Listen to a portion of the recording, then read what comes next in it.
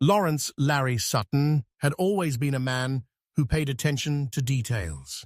As a forensic accountant who had helped the FBI dismantle 3 major crime syndicates, he had built a career on noticing what others overlooked.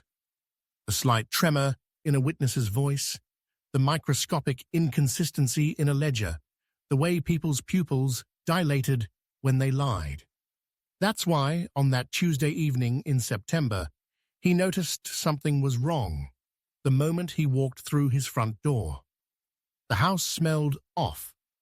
Helen always lit her sandalwood and vanilla candles when she worked from home. But today, there was something else, a more pungent chemical note underneath. Perfume, but not her usual brand. He set his briefcase down slowly, his mind already cataloging anomalies. "Helen," he called. "Upstairs, honey." Her voice drifted down from above, bright and familiar. "Just finishing up some work." Lawrence loosened his tie and headed to the kitchen. They had been married for 5 years, together for 8, and he knew her patterns better than his own. Helen was a commercial real estate developer, aggressive and ambitious, with a streak of ruthlessness that had always excited him. She had built her company, Sterling Developments, from nothing.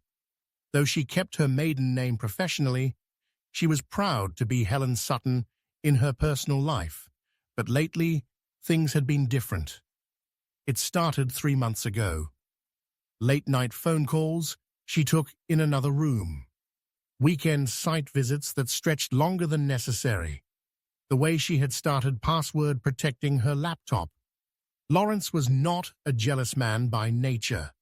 His work taught him that suspicion without proof was worthless, but he was observant, and the evidence was accumulating. He had hired a private investigator 2 weeks ago. Ron Miller, an old friend from his days consulting for the FBI, had been discreet and thorough.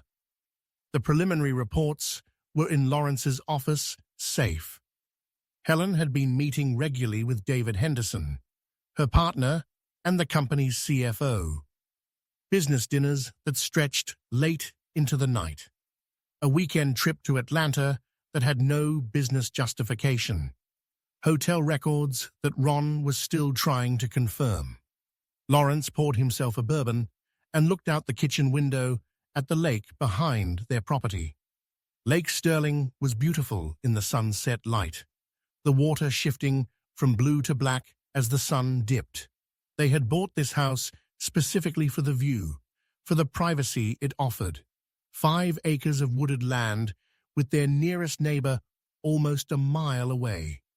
Privacy that suddenly felt isolating. "Larry?"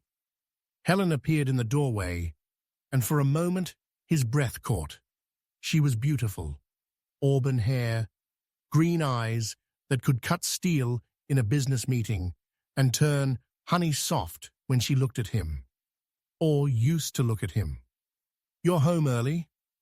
"Closed the Villaseñor case ahead of schedule," he said, watching her carefully. She wore the clothes she had put on that morning. Black slacks, a silk blouse, but her hair was different, styled in a way she hadn't worn it in years, swept to one side in a way that seemed almost rehearsed. "That's wonderful." She crossed the room and kissed his cheek. The perfume scent was stronger now, definitely not hers. "I was thinking we could order Thai tonight. I have a conference call at 7, but after that, we could watch that documentary you wanted to see." Everything she said was normal. The words were right, the tone appropriate. But Lawrence had interrogated enough criminals to know when someone was acting normal rather than living it. "Sounds perfect," he said, returning her smile. "How was your day?" "Oh, the usual chaos. David and I had to deal with the Moreno property negotiations. The sellers are becoming impossible." She opened the refrigerator with her back to him. "But we'll get it done. We always do." She said his name so naturally, without the slightest hesitation. Lawrence took a slow sip of bourbon and decided not to press. He didn't need more information yet. and Ron was supposed to call tomorrow with the hotel records. They ordered food, chatted about trivial things. Helen took her call in the study while Lawrence cleaned up. Around 9, she pleaded exhaustion and went upstairs. Lawrence stayed in his home office, ostensibly reviewing files for a new case, but in reality going over every piece of evidence Ron had collected. David Henderson, 42, divorced, no children, joined Sterling Developments 4 years ago, bringing capital and connections that had helped the company triple in size. Lawrence had seen him dozens of times at company events, affable, self-assured, with a practiced charm that probably worked well with clients and apparently with Lawrence's wife. The photographs Ron had taken were damning, even without context. Helen and David at a restaurant, her hand on his arm. The two of them entering a boutique hotel in downtown Miami. Body language that spoke of intimacy, of familiarity. Lawrence closed the folder and locked it back in his safe. He sat in the darkness of his office for a long time, thinking. His analytical mind sorted through options, scenarios, consequences. He could confront her, but confrontation without a plan was just drama. He could gather more evidence, file for divorce, take half of everything, or he could wait, watch, see how far this went. At midnight, he finally went upstairs. Helen was asleep, or pretending to be. Lawrence lay in the darkness beside her, listening to her breathing, and thought about how easy it was for people to lie, how simple it was to build a false life on top of a real one. He thought about the chemical smell he had noticed earlier, the wrong perfume, the styled hair, and he thought about how he had spent 15 years learning to see through deception. Whatever game was being played, Lawrence Sutton intended to win. The next morning started quite normally. Helen left early for a breakfast meeting. Lawrence brewed coffee. He went for his usual run around the property. He showered. By 8, he was at his desk reviewing financial records for a case involving a shell corporation in the Cayman Islands. His phone vibrated at 9:47 a.m. Ron Miller. "Larry, we need to talk in person." The urgency in his friend's voice made Lawrence's stomach clench. "What did you find?" "Not over the phone. Can you meet me at the diner on Interstate 15 in an hour?" "I'll be there." Lawrence grabbed his jacket and headed out, but as he reached for his car keys, he realized Helen's Mercedes was in the garage. That was strange. She had definitely left that morning. He had heard the garage door. He had heard her car start. He approached the silver sedan and touched the hood. Cold. The car hadn't been driven in hours. A chill ran down his spine. If she hadn't taken her car, how had she left? He checked his watch. The meeting with Ron couldn't wait. Lawrence got into his Range Rover and headed toward Interstate 15, his mind racing with questions. The diner was nearly empty at that hour. Ron sat in a corner booth, looking grim. He was a compact man in his 50s, with silver hair and the weathered face of someone who had seen too much.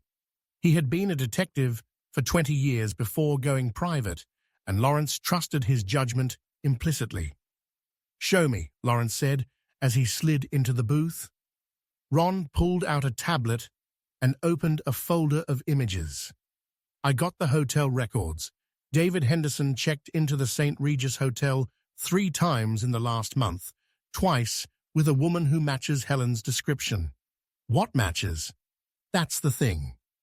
Ron swiped to a grainy security camera image. A woman with auburn hair, Helen's height and build, entering the hotel with David. "The quality isn't great, but look at this." He showed another image. "This is from 2 nights ago. Same hotel, same couple, and this one from yesterday morning." Lawrence studied the images. The woman resembled Helen from behind, but something in her movement was different. The gait was wrong, the posture slightly off. "There's more," Ron said quietly. "I found David's credit card records. He made a purchase at a theatrical supply store in Springfield, $1,000, 3 weeks ago. Theatrical supplies like costumes, professional makeup, wigs, prosthetics." Ron leaned forward. "Larry, I think we need to consider the possibility that..." His phone rang. Lawrence looked at the screen. Unknown number. Lawrence Sutton. "Mr. Sutton, this is Detective Sarah Davies from the State Police. I need you to come home immediately. There's been a situation." Lawrence's blood ran cold. "What kind of situation?" "I prefer to discuss it in person, sir." "How soon can you get home?" 20 minutes. Lawrence hung up and looked at Ron. "Something's happened. I have to go." "I'm coming with you." They made the drive in 15 minutes. Lawrence's mind spinning through the possibilities. An accident, a robbery. But why would the state police call him directly? 3 patrol cars were parked in their driveway when they arrived. People were on their porch, and yellow tape was being strung around the perimeter. Lawrence felt his heart hammering against his ribs as he parked and got out. A tall woman with a detective's badge approached him, in her 30s, with sharp eyes that took everything in. "Mr. Sutton, I'm Detective Davies. Is there somewhere we can talk?" "What's going on? Is Helen okay?" Detective Davies' expression was carefully neutral. "Sir, earlier this morning, a jogger discovered a vehicle in the lake about 2 miles north of here. The car was partially submerged near the boat ramp. We ran the plates." Lawrence felt the world tilt. "Helen's Mercedes." "Yes, sir. We recovered the vehicle at approximately 8 a.m. There was a body inside." The words seemed to come from very far away. "A female body matching your wife's general description. The medical examiner is performing an autopsy, but based on preliminary assessment..." She paused, her eyes searching his face. "Mr. Sutton, according to the ME, the woman in that car has been deceased for at least 72 hours. The words made no sense. Lawrence's brain, trained to process complex information, seemed to stutter and fail. 72 hours, 3 days. "But that's impossible," he heard his voice say, sounding hollow and distant. "She's upstairs sleeping. We had dinner together last night. She just left for work this morning." Detective Davies' expression shifted from professional sympathy to sharp attention. "Sir, what did you just say?" "My wife, Helen? She's in the house. She's been here all week. Last night we ordered Thai food and she..." Lawrence trailed off, finally comprehending the look on the detective's face. Horror, concern, suspicion. "Mr. Sutton, I need you to return to your vehicle while we..." Lawrence pushed past her and sprinted for his front door. Officers moved to intercept him, but Detective Davies shouted, "Let him go! Follow him!" Lawrence burst through the front door and took the stairs 2 at a time. Behind him, he heard the thud of boots, shouts. His bedroom door was closed. He grabbed the knob and wrenched it open. A woman lay in their bed, sheets pulled up, auburn hair spread over Helen's pillow. She woke at the commotion, slowly sitting up. "Larry, what is all this?" Her eyes widened as she saw the police officers pouring into the bedroom behind him. "What's going on?" Detective Davies stepped forward, her hand on her weapon. She stared at the woman in the bed, then at Lawrence, then back at the woman. Lawrence watched as the detective's face paled, her professional composure cracking. "Holy hell," Davies whispered. The woman in the bed looked exactly like Helen. Same face, same hair, same green eyes. But now, in the harsh morning light, and with police officers surrounding them, Lawrence saw what his subconscious mind had been trying to tell him all along. The eyes were a shade of green that was wrong.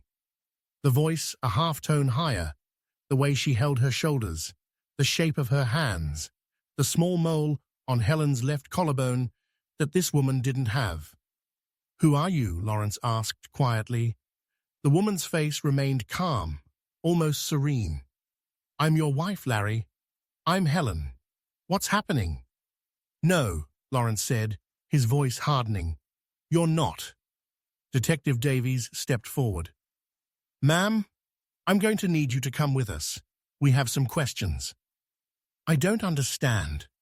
The woman's voice rose, adopting a note of panic that sounded rehearsed, theatrical.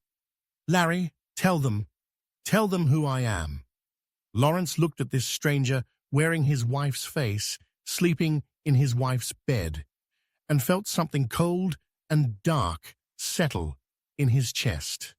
This was not random, not a mistake. This was planned, calculated, executed with precision. Someone had killed his wife and replaced her with an imposter, and Lawrence Sutton was going to find out who and why, and he was going to make them pay for every second of the last 3 days. "Get her out of my house," he told Detective Davies. "She's not my wife, and I want to see the body you found." The medical examiner's office was a windowless building that smelled of disinfectant and something else Lawrence couldn't quite identify. Death, perhaps, or simply the absence of life. Detective Davies led him down sterile corridors to an observation room with a window overlooking the examination area. "I have to warn you, Mr. Sutton," she said gently. "The body has been in the water for several days. There has been considerable—" "I understand. I need to see her." The medical examiner, a tired-looking man named Dr. Ken Stone, pulled back the sheet. Lawrence forced himself to look, to catalogue what he saw with the same clinical detachment he used in his cases. The body was swollen, discolored, but he knew the shape of her ears, the small scar on her chin from a childhood bicycle accident, the tattoo on her right ankle, a small compass rose she'd gotten in college. It was Helen, his wife, the woman he had loved for 8 years. "I need a positive identification for our records," Detective Davies said softly. "It's Helen Salazar, my wife." Lawrence's voice was steady, mechanical. He refused to allow himself to feel it yet.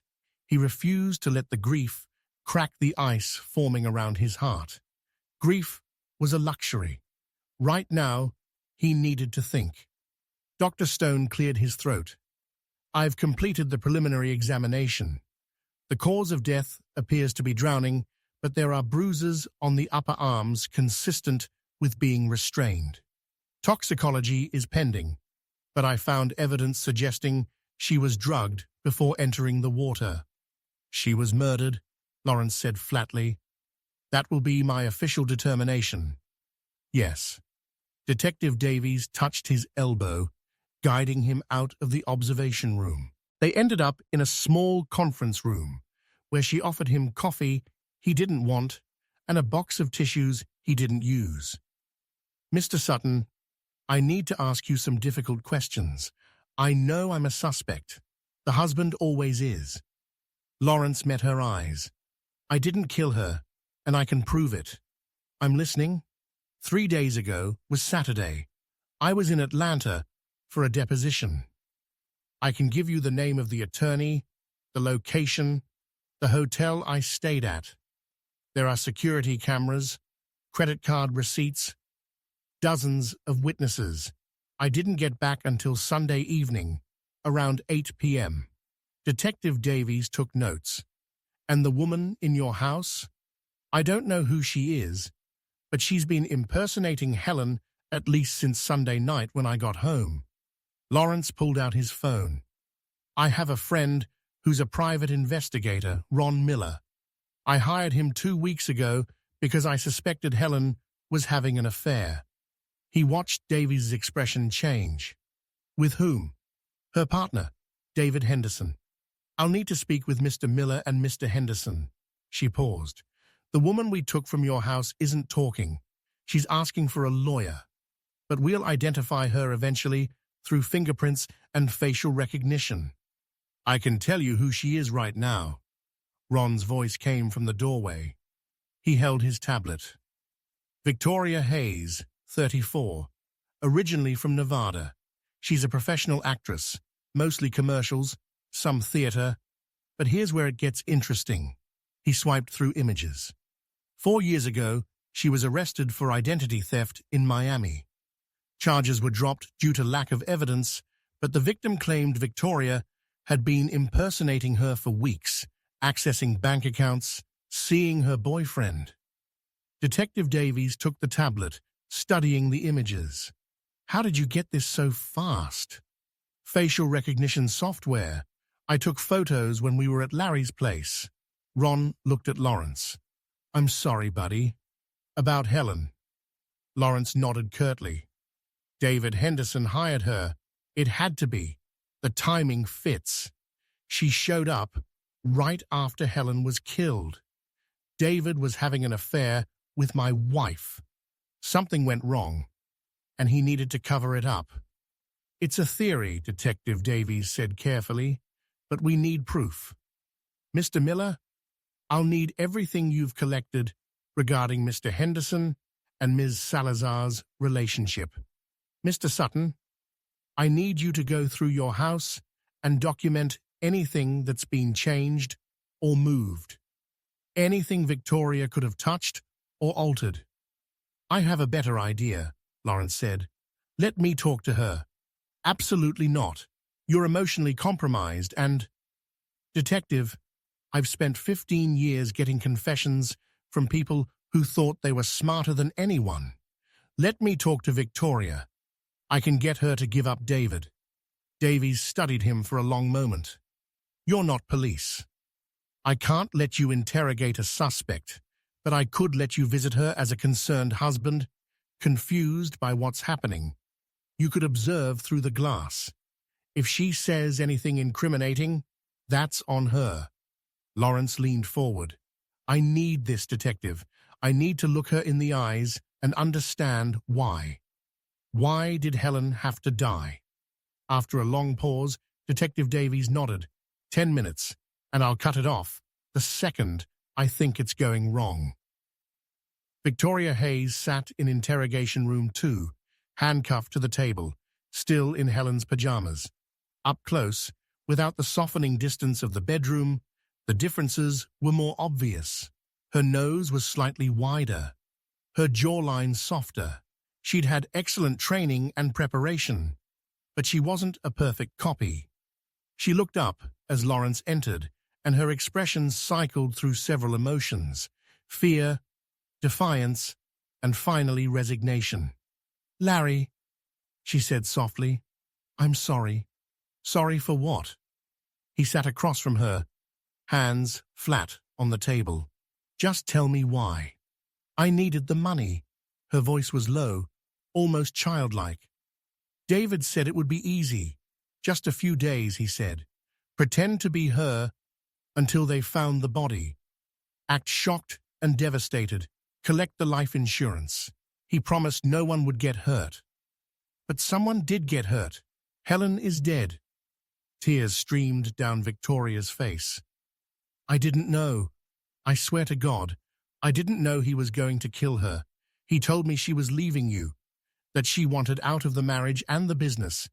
He said she had agreed to disappear, start a new life somewhere else, and I just had to play the part until things blew over. Lawrence felt his hands curl into fists. Are you lying? I'm not, I swear. On Friday night, David called me and said there had been an accident, that Helen had taken pills and alcohol and driven off the road. He was panicking. He said if anyone found out about their affair, he would be the prime suspect. He begged me to help him. Victoria's voice cracked. I owed him one. He'd helped me out of a jam in Miami. So I agreed. I showed up Sunday morning. He gave me her clothes, her jewelry, went over her mannerisms and habits. He said it would only be for a few days until her body was found, and then I could leave. And the money? The life insurance. There's a $2 million policy on Helen. David's the beneficiary through the business. Some kind of key person insurance. He was going to split it with me. $1 million each. She looked at him with red-rimmed eyes. But I swear I didn't know he had killed her. Not until just now, when they told me how long she had been dead. The timeline doesn't match what David said. Lawrence stood up slowly. You're going to tell Detective Davies everything. Every detail of David's plan, every conversation you had, every instruction he gave you. And if you're very lucky, maybe they'll reduce your charges from accessory to murder to something a little less horrific. Larry, please. My wife is dead, he said quietly, and the ice around his heart cracked just enough for the rage to seep through. She died scared and alone because your friend David wanted money? So no mercy, no sympathy. You're going to give the police everything, and then you're going to spend a very long time in prison thinking about what happens to people who help murderers. He walked out of the room before Victoria could respond. Detective Davies waited in the observation area, looking grim. We'll bring David Henderson in for questioning, she said. Based on Victoria's statement, we have enough for an arrest warrant. But Larry, you have to prepare yourself. Cases like this take time. Getting a conviction isn't as simple as getting a confession. I know. Lawrence's mind was already working, categorizing possibilities, strategies, angles of attack. But David doesn't know that I know. He thinks Victoria is still playing her part, that I'm the grieving husband who has no idea what's going on. That gives us an advantage. Us? Davies raised an eyebrow. Mr. Sutton, this is a police investigation. You're a victim, not a detective. With all due respect, detective, I'm a forensic accountant who has helped put more criminals in prison than most police officers see in a career, and David Henderson just declared war on the wrong man. Lawrence met her eyes. I'm going to help you build a case so solid, so completely overwhelming, that David won't be able to lie his way out of it. I'm going to give you everything you need to lock him up for life. And what do you get out of this? Lawrence thought of Helen on their first date, on their wedding day. The way she laughed at his bad jokes, the future they had planned, and the life that had been stolen from them both. Justice, he said quietly.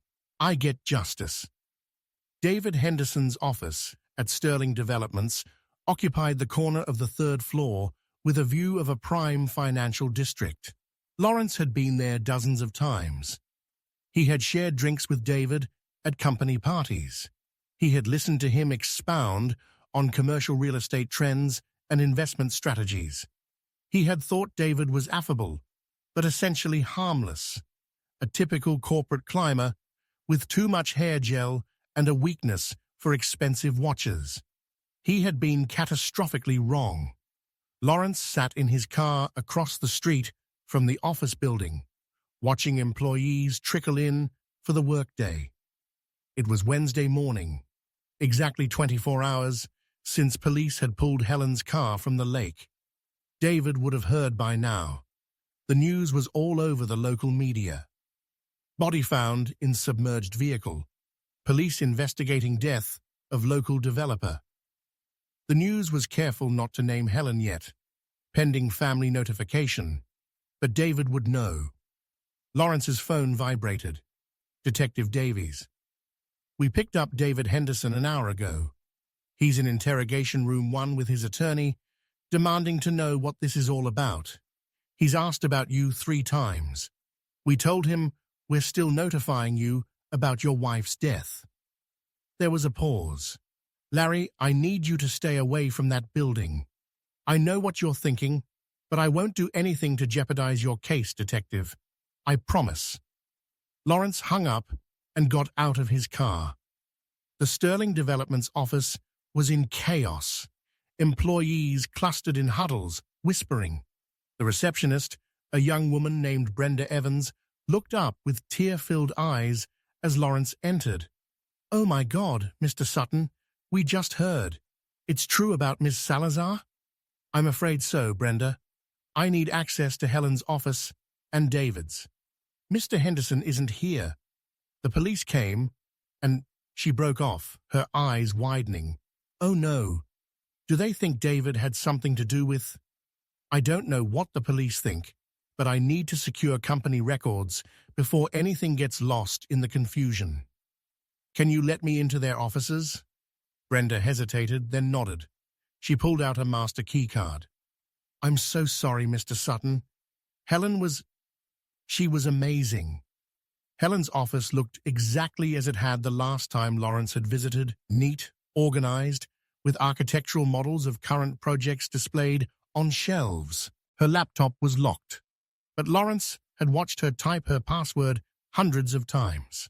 He logged in and began copying files to an encrypted drive, financial records, property files, email archives, everything. David's office was messier, papers stacked on every surface, coffee rings scarring documents. Lawrence worked methodically, photographing everything with his phone before touching it.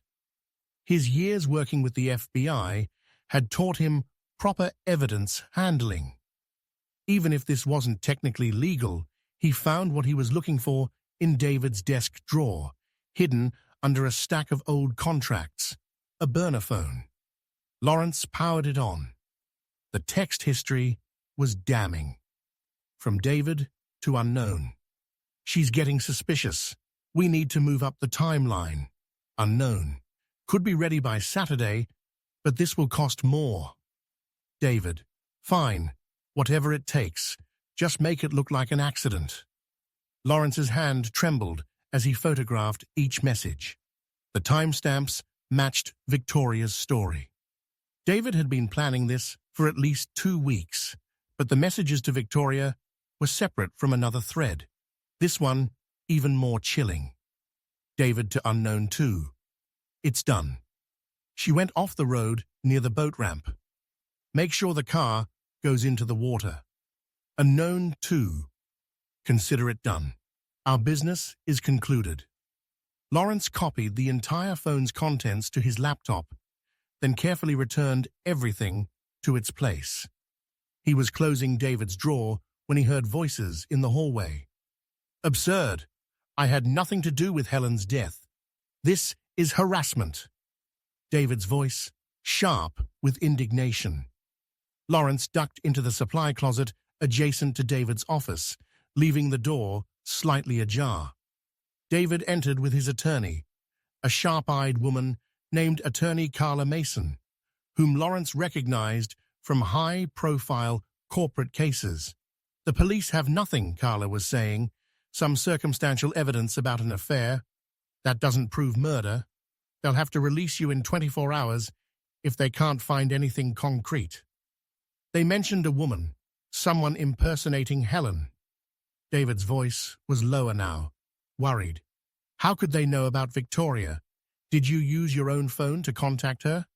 No, I used a burner. Untraceable. Then they're phishing. Don't give them anything to work with. Carla paused. David, I need to ask you this. Did you have anything to do with Helen Salazar's death? Of course not. We had an affair. Yes, but I loved her. I wanted to leave Larry, and we were planning a future together. I would never hurt her. The lie was so smooth, so practiced. Lawrence almost believed it. He recorded everything on his phone, knowing it wouldn't be admissible, but not caring. He wasn't building a legal case. He was building an understanding. After they left, Lawrence emerged from his hiding spot and finished his work. He found more evidence in Helen's files. Emails from David suggesting real estate deals that required Helen to take on enormous personal debt, insurance policies David had encouraged her to sign. A carefully constructed trap that would have left Helen financially exposed while David kept his hands clean. But Helen had been too smart for that. Lawrence found a hidden folder on her computer labeled Insurance. Inside were documents showing she had discovered David's scheme 3 weeks ago. Draft emails to the company board detailing David's attempts to defraud the company.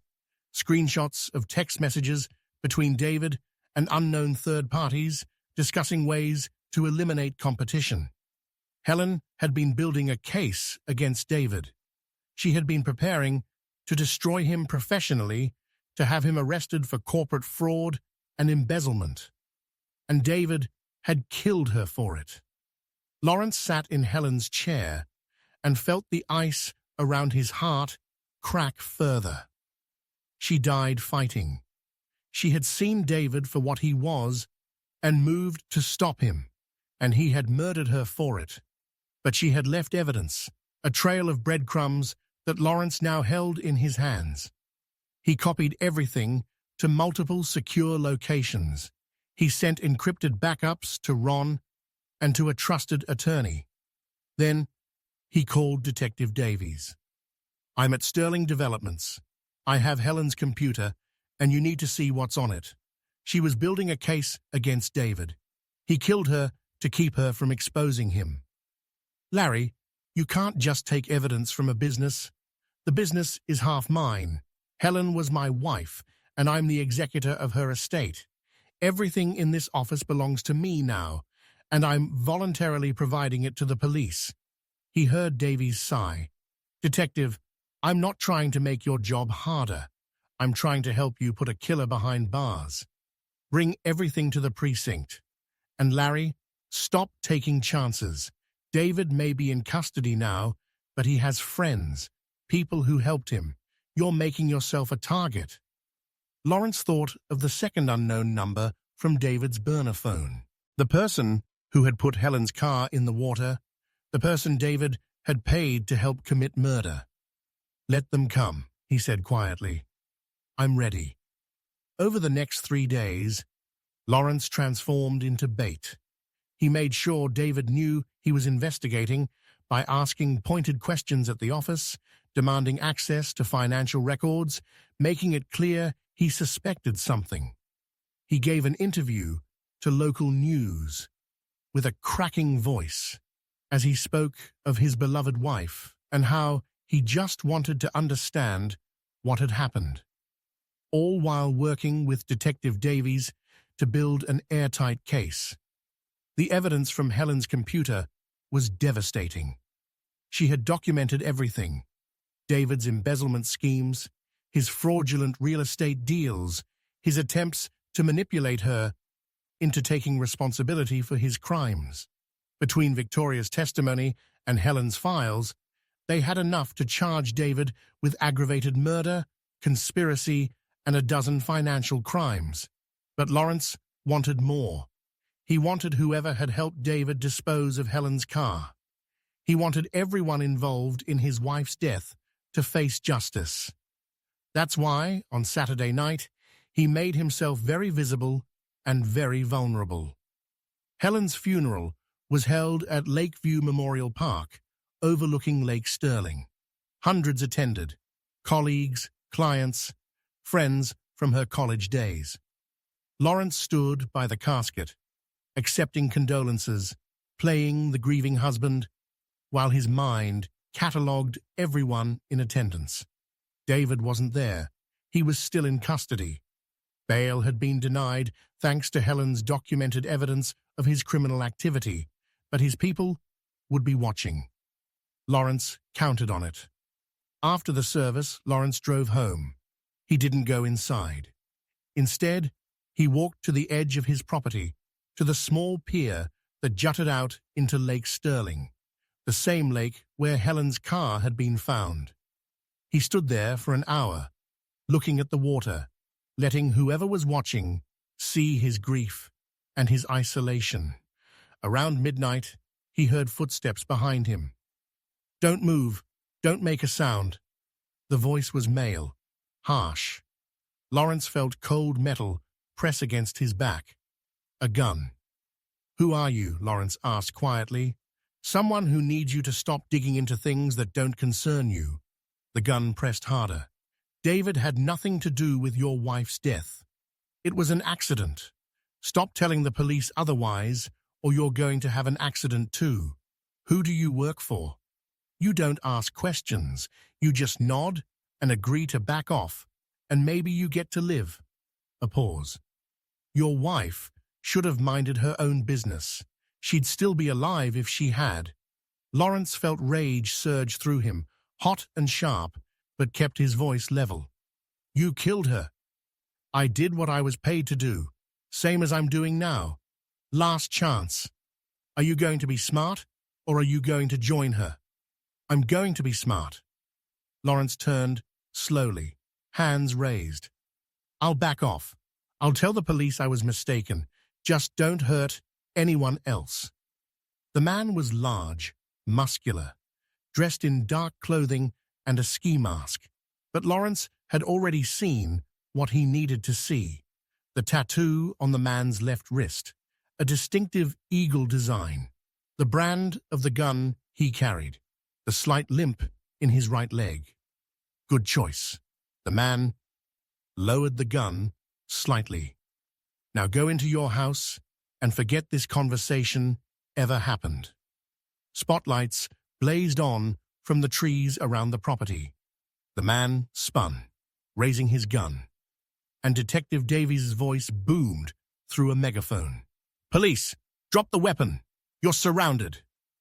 Officers emerged from the woods, guns drawn. The man on the pier looked at Lawrence with growing comprehension and rage. You set me up. You killed my wife, Lawrence said quietly. Did you really think I'd let you walk away? The man raised his gun, and Lawrence dove to the side as gunshots echoed in the night. He landed hard on the pier, feeling splinters dig into his palms. More gunshots, shouts, then silence. Lawrence lifted his head. The man lay on the pier, blood pooling beneath him. Officers swarmed the area. Detective Davies helped Lawrence to his feet. Are you hurt? No, I'm fine. Lawrence looked at the body. Who is he? We'll find out. But you were right. He came for you. She studied his face. That was incredibly reckless. You could have died. But I didn't. And now you have proof of a direct threat linked to David. That man just confessed to Helen's murder. I know. We recorded everything. Davies shook her head. You're either the bravest man I've ever met, or the most foolish. Perhaps both. Lawrence walked back to his house, legs shaky. The adrenaline was wearing off, leaving him trembling and cold. Will this be enough to put David away for life? Combined with everything else, yes, this is enough. Lawrence nodded. He went inside, poured himself a bourbon, and sat in the darkness of his living room. Through the windows, he could see the flashing police lights, officers processing the scene. He thought of Helen in her last moments, scared and alone, of David's betrayal and Victoria's complicity, of the man on the pier who had killed for money and died for it. Justice was coming, but it felt hollow, incomplete, because Helen was gone, and no amount of revenge could bring her back. The man on the pier was identified as Oscar Reed, a former security contractor with a history of contract violence. His phone records connected him directly to David Henderson's burner phone. 12 calls in the week leading up to Helen's death, including one made just hours before her car went into the lake. But the truly damning evidence came when police searched Oscar's apartment. They found $60,000 in cash, documentation of a wire transfer from an offshore account David controlled, and a detailed file on Helen, her schedule, her habits, her vulnerabilities. David had meticulously planned everything, except for the one variable he couldn't control: Lawrence's intelligence and determination. On Tuesday morning, Lawrence sat across from Detective Davies in her office at the state prosecutor's office. Between them were folders holding every piece of evidence they had collected: financial records, phone records, witness statements, Helen's own documentation of David's crimes. The prosecutor is calling it one of the strongest murder cases he's ever seen, Davies said. David's lawyer is already suggesting plea bargain options. No deals. Lawrence's voice was flat, hard. He goes to trial, faces a jury, is convicted, and sentenced to life without parole, nothing less. That's not your call. I know, but if the prosecutor tries to accept a deal, I'll make sure every media outlet in the state knows that David Henderson murdered a woman to cover up his financial crimes and then tried to have her husband killed when he got too close to the truth. I'll make this case so high profile that accepting a deal becomes political suicide. Davies studied him for a long moment. You've changed since Helen died. Yes. Lawrence met her eyes. I thought I understood evil before. I'd seen white-collar criminals destroy lives. I'd seen people lie and cheat and steal without remorse. But this, David didn't just kill Helen, he erased her. He had someone wear her face, sleep in her bed, live her life, while her body rotted in the lake. That's not just murder, it's annihilation. And you want him annihilated in return? I want him to face real consequences, the kind that can't be bought or negotiated away. Lawrence leaned forward. Detective, you've been more than fair with me. You've let me help when you didn't have to. So I'm asking for one more favor. Let me testify at trial. Let me tell the jury exactly who Helen was and what David took from the world when he killed her. Victim impact statements are done at sentencing, not during trial. Then let me be a character witness. I can talk about David's relationship with Helen, about his personality and his patterns. I can help the jury understand the kind of man who could plan and execute this crime. Davies was silent for a moment.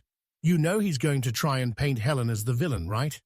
His defense will claim she was embezzling, that she planned to run off with company money, that David was trying to stop her, and things got out of hand. Let him try. I have her emails, her documentation, her meticulous records that prove she uncovered his crimes and was preparing to report him. The truth is on our side. Truth doesn't always win in court. Then we'll make sure it does. Over the next month, Lawrence worked with the prosecution to build their case. He attended countless meetings, walked them through financial records, detailed Helen's business dealings in painstaking detail, provided context for every email, every transaction, every piece of evidence that might seem ambiguous, and watched as the case against David went from solid to irrefutable.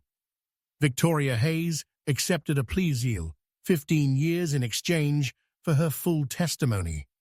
She would tell the jury how David had recruited, trained, and paid her to impersonate a dead woman, how he lied about Helen's death being an accident, how he manipulated Victoria into becoming an accomplice. Oscar Reed's death became proof of David's desperate measures.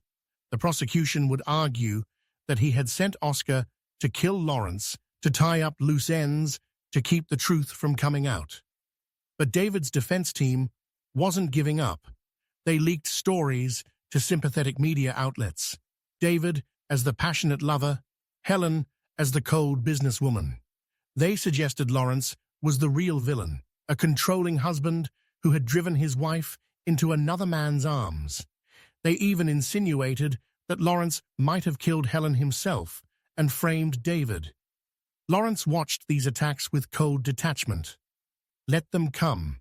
Let David's lawyers spin whatever narrative they wanted. The evidence didn't lie. 3 weeks before the trial, Lawrence received an unexpected visit. Attorney Carla Mason, David's lawyer, showed up at his house unannounced. Mr. Sutton, I'd like to speak with you off the record. Lawrence let her in, curious. They sat in his living room, the same room where Victoria had once played the part of his wife. My client wants to make you an offer, Carla said. He'll plead guilty to involuntary manslaughter, 8 years. He'd be out in 5 with good behavior. In exchange, he'll provide full restitution for any money he embezzled from Sterling Developments, plus $2 million to you personally for your pain and suffering. Lawrence laughed, a harsh sound. No. Mr. Sutton, be reasonable. A trial is going to be brutal for everyone involved. Your wife's reputation will be dragged through the mud. Every detail of your marriage will be scrutinized, and there's always a chance a jury will accept reasonable doubt. There is no reasonable doubt here. David killed Helen to cover up his crimes. He hired someone to impersonate her. He sent another man to kill me. Those are facts, not opinions. Facts that could be interpreted in different ways. David admits the affair. He admits to some financial irregularities, but he maintains he didn't kill your wife. He says Oscar Reed acted on his own, that he had hired Oscar for security work, and Oscar got out of control. Carla leaned forward. Take the deal, Mr. Sutton. Get guaranteed justice and move on with your life. Lawrence stood and walked to his window. Outside, the lake was calm, reflecting the afternoon sun. Helen loved that view. They had spent countless evenings on the deck, planning their future, talking about the life they would build. Tell David I'll see him in court, Lawrence said quietly. And tell him that when this is over, when he's sitting in a cell for the rest of his life, I want him to remember Helen's face. I want him to remember what he took from the world, because that's all he'll have left. Memories and regret. Carla Mason stood. You're making a mistake. No, David made the mistake. I'm just making sure he pays for it. After she left, Lawrence sat in the quiet house and felt something shift inside him. The ice was melting. The rage was cooling. What was left was something harder, more permanent. A purpose. Helen couldn't be brought back, but she could be remembered, honored, avenged. And David Henderson would spend the rest of his life knowing he had underestimated the wrong man. The state courthouse was crowded on the first day of the trial. Media crews lined the steps. Reporters shouted questions that Lawrence ignored. He walked through them with Ron Miller by his side, both men in dark suits, their faces grim. Inside, the courtroom was beautiful, in that austere way government buildings sometimes are. Wood paneling, high ceilings, and an American flag behind the judge's bench. Lawrence took a seat in the gallery, directly behind the prosecution's table, where Assistant District Attorney Adam Baker reviewed notes. Then David was brought in. He looked thinner than Lawrence remembered, pale from his weeks in detention, but he still had that affable confidence, his practiced charm. He smiled at his legal team. He nodded to familiar faces in the room. His eyes met Lawrence's, and for an instant the mask slipped. Lawrence saw hatred there, and fear, and something that might have been regret. Judge Amanda Stone entered, and the bailiff called the room to order. Jury selection had been completed the previous week, 12 citizens who would decide if David Henderson spent his life in prison or walked free. Assistant District Attorney Adam Baker's opening statement was masterful. He painted Helen as a brilliant businesswoman who uncovered her partner's criminal activities and paid for it with her life. He methodically described the evidence, the financial records, Victoria's testimony, Oscar Reed's death, the burner phone records. This is not a crime of passion, Baker told the jury. This is aggravated murder. David Henderson killed Helen Salazar to protect his criminal enterprise, then tried to cover it up with an elaborate deception. He hired an actress to impersonate the woman he had murdered, and when Helen's husband got too close to the truth, he hired a hitman to eliminate him too. This is not the work of a man who made a mistake. This is the work of a calculating killer. David's attorney, Carla Mason, countered with emotion. David, as the heartbroken lover, destroyed by Helen's death. Yes, they'd had an affair. Yes, David had engaged in some questionable business practices. But murder? Never. Carla suggested alternative theories, Oscar Reed acting on his own, perhaps even Lawrence himself as the killer. She painted reasonable doubt with broad strokes. The trial lasted 3 weeks. Lawrence attended every day, watching as, piece by piece, the prosecution built their case. Victoria Hayes took the stand. Her voice trembled as she described how David had recruited, trained, and paid her to become Helen. She wept as Adam Baker showed her photos of Helen's actual body, pulled from the lake. "I didn't know," Victoria said. "I swear I didn't know he'd killed her. He told me it was an accident, that she'd taken pills and driven off the road. I thought I was just helping cover up a tragedy, not helping a murderer." Carla Mason tore into her on cross-examination. "You were paid $60,000 to impersonate a dead woman, and you expect us to believe you asked no questions? You lived in her house, slept in her bed, lied to her husband every day, and you claim you were innocent?" "I was stupid," Victoria whispered. "I was desperate and stupid, and I let David manipulate me. But I never wanted anyone to die." The jury seemed skeptical. Lawrence hoped it was skepticism towards Victoria's claims of innocence, not toward the prosecution's case. The financial evidence was damning. Forensic accountants traced the $60,000 paid to Oscar Reed back to an offshore account David controlled. They showed how David had systematically embezzled from Sterling Developments, how he tried to manipulate Helen into taking the fall for his crimes. Helen Salazar discovered this scheme 3 weeks before her death, the accountant testified. Her files show she was preparing to go to the board, to the police. She was about to destroy David Henderson's career and send him to prison. "So he killed her first," Adam Baker said. "Objection. Speculation. Sustained. The jury will disregard that." But the implication hung in the air, heavy and damning. On day 12, Lawrence took the stand. Adam Baker guided him through his relationship with Helen, their marriage, her work. Lawrence spoke clearly, keeping his emotions in check, painting a portrait of a woman who was brilliant, driven, ethical. "Did your wife ever express concerns about David Henderson?" Baker asked. "Yes, about 3 weeks before her death. She told me she had discovered irregularities in the company's financials. She said she needed to investigate further before taking it to the board, but she was worried David was involved in something illegal." Was she scared? No. Helen wasn't easily scared. She was angry. She felt betrayed. Carla Mason's cross-examination was sharp.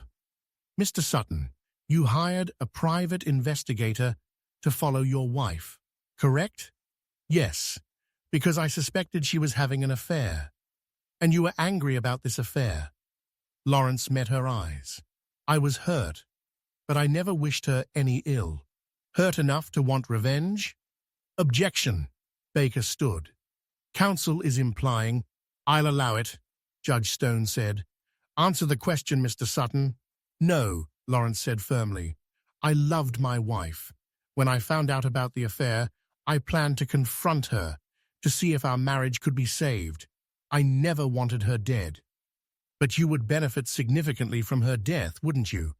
Her half of Sterling Developments, her life insurance, her personal assets. I would benefit more from having her alive. Money means nothing compared to what I lost." The exchange continued for an hour. Carla Mason probing for weaknesses, Lawrence holding firm. Finally, Judge Stone called for a recess. In the hallway, Ron pulled Lawrence aside. "You did great. The jury was with you." "I hope so." Lawrence watched David through the courtroom doors. He saw him confer urgently with his legal team. "He's getting desperate, I can see it." "Good. Desperate people make mistakes." The prosecution concluded its case on day 15.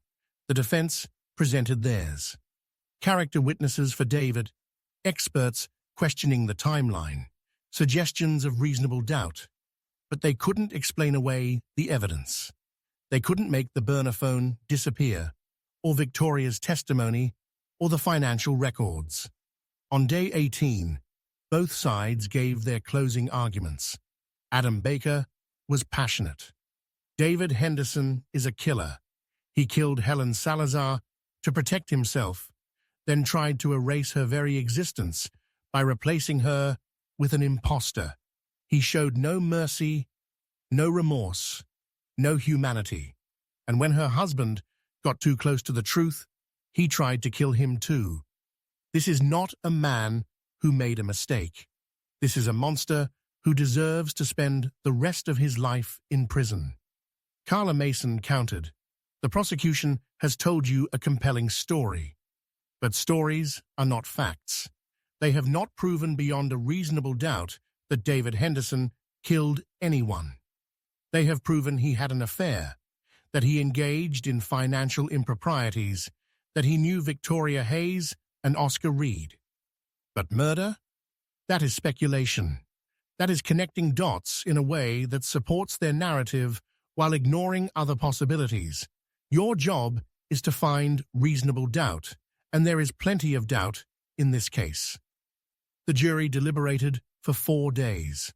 Lawrence spent that time in a kind of suspended animation, unable to work, unable to eat, unable to do anything but wait. Ron stayed with him, and Detective Davies called daily with updates that weren't really updates.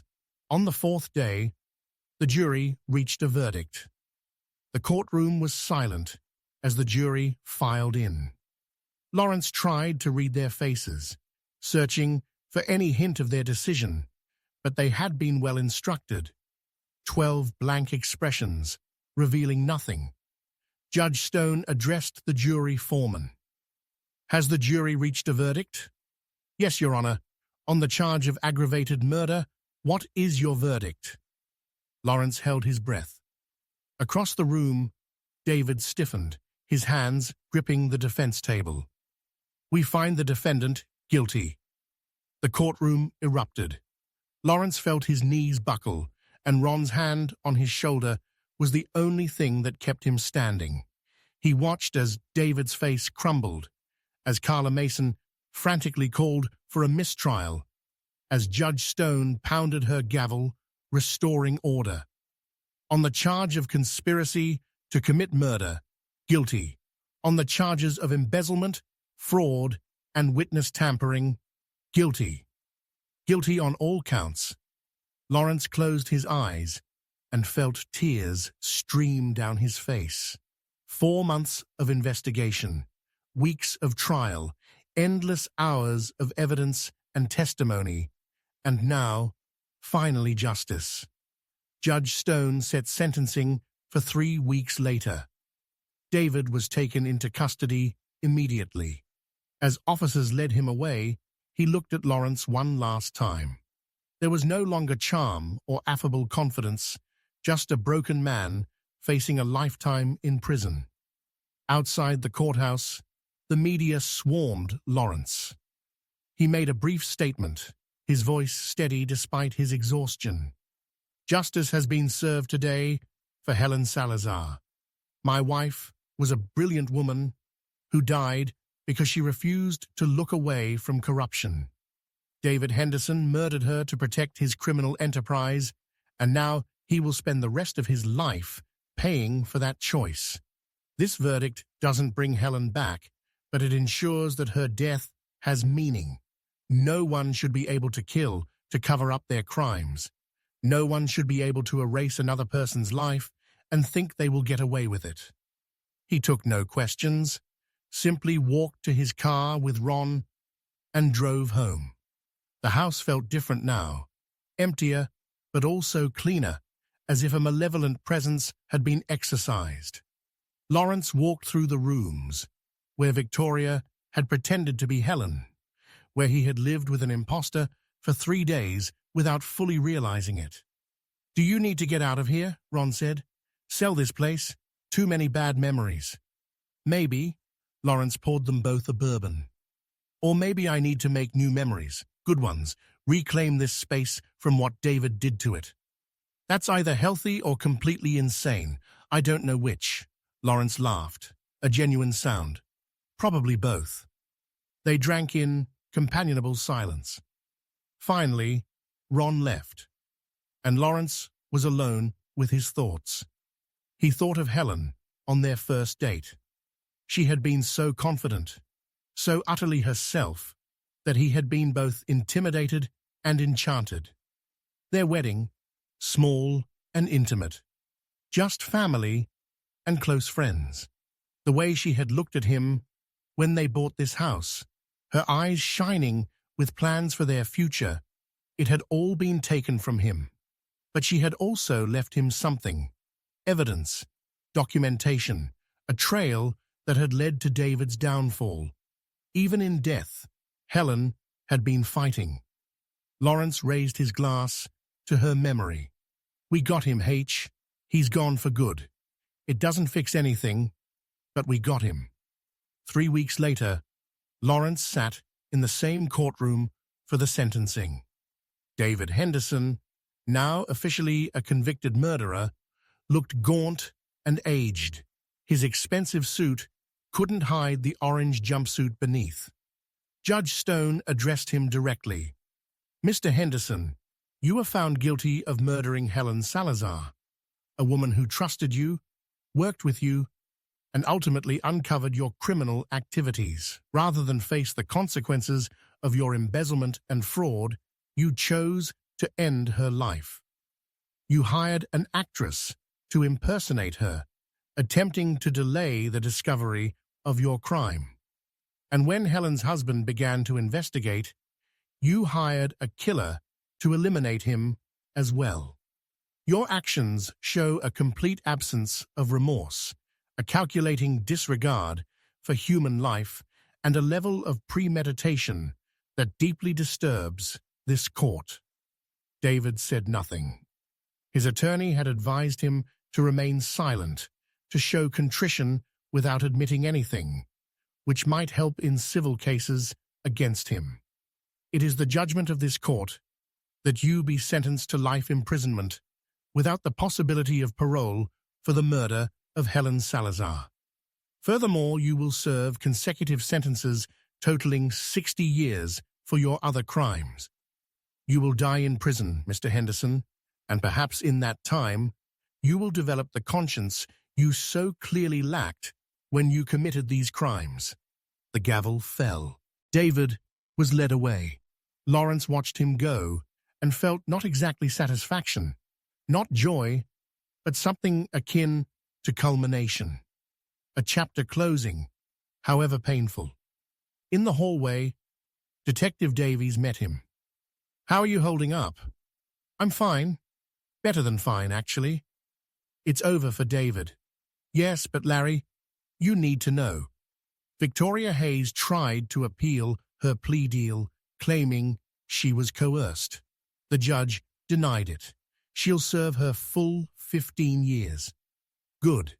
She made her choices. She needs to face the consequences. Davies studied him. "Have you changed since this started?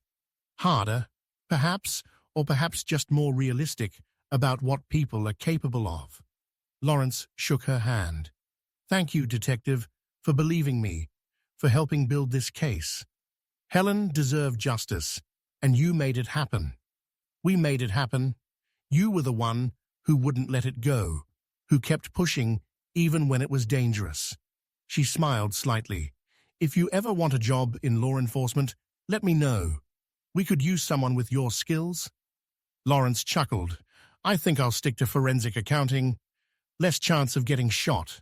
He walked out of the courthouse and drove, not home, but to the cemetery where Helen was buried.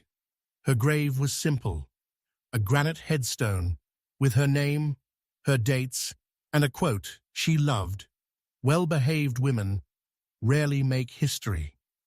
Lawrence sat on the grass beside her grave and told her everything about the trial, the verdict, the sentencing, about how David looked when the guilty verdict was read, about how Victoria had cried on the stand, about how justice, however incomplete, had been served. "I wish you were here," he said softly. "I wish you could have done this yourself, seen David get what he deserved. You were the strong one, H. You were the one who uncovered his crimes, who was ready to expose him. I just finished what you started." The wind whispered through the trees. Lawrence stayed there until the sun set, until the cemetery gates closed, until the groundskeeper kindly asked him to leave. Then he drove home, to a house that would always be haunted by memories, and began the slow work of learning to live again. 6 months after David's sentencing, Lawrence stood in the renovated offices of what was now simply Sterling Solutions. He had restructured the company, hired new management, rooted out anyone who had been complicit in David's schemes. The business was smaller now, but cleaner, ethical. Helen would have approved. "Mr. Sutton?" Brenda Evans appeared in the doorway. She had been promoted to office manager, proving invaluable in the company's restructuring. "The Meridian Group representatives are here for the 2 o'clock meeting." "Thanks, Brenda. Give me 5 minutes." She nodded and left. Lawrence looked around his office. Helen's office, actually. He had moved into her space, surrounding himself with her architectural models and design sketches. To some people, it might seem morbid. To Lawrence, it was motivating. He had established the Helen Salazar Foundation 3 months ago, dedicated to supporting women in commercial real estate and investigating financial crimes. The foundation was funded by David's seized assets, by the money recovered from his offshore accounts, by everything the courts had confiscated. Poetic justice, turning his ill-gotten gains into something that would help others. Victoria Hayes was serving her sentence at the State Penitentiary for Women in Crestwood. Lawrence had received a letter from her 2 weeks ago, apologizing again, claiming she was in therapy and trying to understand how she had made such terrible choices. He had thrown the letter away without responding. Some apologies come too late. They are too insufficient. Detective Davies had been promoted to sergeant, in part due to her successful handling of Helen's case. She called Lawrence on the anniversary of Helen's death to check in, to make sure he was doing okay. They had become something akin to friends, bonded by shared trauma and victory.